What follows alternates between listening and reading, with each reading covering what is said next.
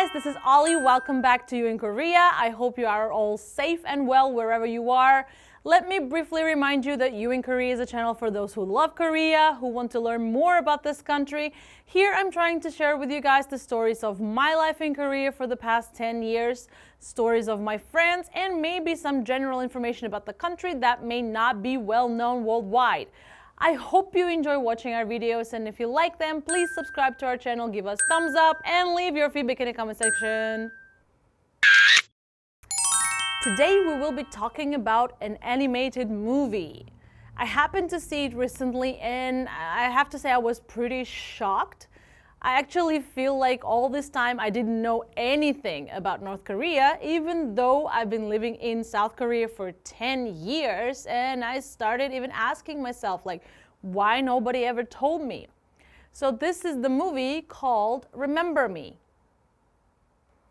The film was released in Korea in June, and its original title is True North. The animated movie tells a story about the political prison camps in North Korea. Director Han Shimizu, a fourth-generation Korean Japanese, learned about the existence of the political prison camps after reading a book written by North Korean defectors in more than a decade. And he decided to make a movie to let the world know about the tragedy of it all. The director met with about 40 North Korean defectors in person and gathered vivid testimony, and he made a film after 10 years of preparation. Until now, the most available videos about North Korea's horrors were, of course, mainly documentaries. But this one is an animation. So it, of course, got lots of attention as the new genre telling the true story. It got plenty of good reviews, lots of praise from all over the world. I'm sure a lot of you haven't seen it yet, so I'm just going to give you a rough outline. Johan, a 9-year-old child living in Pyongyang, North Korea, is the main character of the movie. The story is about Johan and his family. He lives a peaceful life with his family when one day his father suddenly disappears. At night, Johan is taken away with the rest of the family by government officials who come into their house. He finds himself in a truck being dragged somewhere. Where does he arrive? So where are they taking? To a political prison camp. Actually, North Korean prison camps are known to be the most brutal deathbed in the world. So Johan and his family are taken there, and what kind of life do they live after that? Johan and his family live in hell for 10 years. They suffer from forced labor in ways beyond imagination. It shows that even children under 10 years old are assaulted if they don't meet their quotas, and they have to work even when there's a landslide and people are being buried alive. It's very shocking that all of this is actually happening.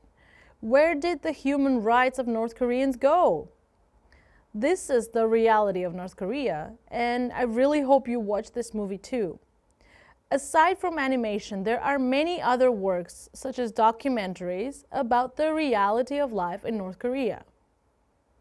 As we mentioned in our video about the Korean War, North Korea, completely opposite from South Korea, is a dictatorship that advocates communism and has 3 generations of hereditary power, something that cannot be found anywhere else in the world in the whole modern history. For North Koreans, the word human rights itself is a luxury. The lives of North Koreans are known to be so miserable that it is beyond imagination. In 2021, the US State Department criticized North Korea as the most dictatorial and oppressive country in the world. North Korea, in particular, has abused more than 100,000 prisoners in political prison camp. North Korea has no freedom of religion and even no freedom of travel.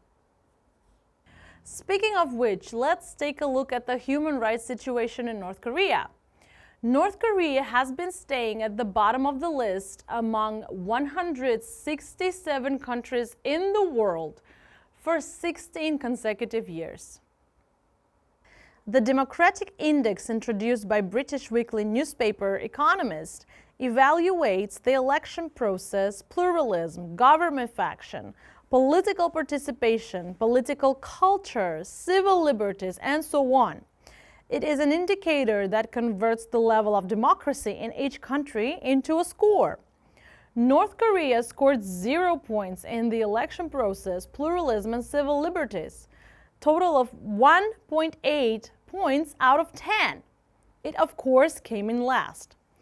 Thomas Ohia Quintana, UN Special Reporter on North Korean human rights, said that human rights situation in North Korea has worsened during his 6-year term. The severity of human rights condition in North Korea is related to North Korea's increasing isolation from the international community. Do you know how miserable the lives of North Koreans are? According to the World Report 2022 on North Korea, closing of the borders in 2020 due to COVID that lasted for more than 2 years now restricted people's access to just daily necessities. It deepened the border surveillance and total government control. An anti-reactionary thought law prohibits the distribution of foreign media such as Korean, American, or Japanese. A person can be sentenced to death when distributing the media and can be sentenced to 15 years in prison for just watching it. It is a law that restricts freedom of expression. Foreign languages, foreign hairstyles, and clothes are also banned. And it is known that if you get caught using South Korean dialect, you will be sentenced to 2 years of hard labor. In North Korea, all media have been strictly controlled for more than 70 years since the division, and freedom of expression and information has been suppressed. You can't believe that there's a country like this in 21st century, can you? As I mentioned before, North Korea has no freedom of movement whatsoever. Leaving the country without permission can be considered treason and is punishable by death. Not to mention, of course, that international travel is itself illegal. After the outbreak of COVID-19, the situation got worse. As almost all international travel was banned, international flights suspended, official land borders with China were closed, and new measures against diplomats and international organizations were taken. So almost all diplomats and UN and NGO aid workers are said to have left North Korea. Therefore, North Koreans who want freedom and try to escape to a safe third country would be blocked by strict surveillance. In 2019, more than 1,000 North Korean defectors escaped to South Korea, 229 in 2020 and only 48 in 2021. Like this, North Korea is still one of the most repressive countries in the world. In particular, after COVID-19, freedom of expression, information, and freedom of movement have been suppressed. So human rights situation have not improved at all. Okay guys, so that's it for today's video. Today we were talking about an animated movie called Remember Me. And just as the original title of this movie, I hope it will be a chance for you to learn more about the true North and the tragedy of North Korea. I will be bringing back more interesting topics in the future. I hope you enjoy watching our videos. If you like watching our videos, please subscribe to our channel, give us thumbs up, and leave your feedback in the comment section.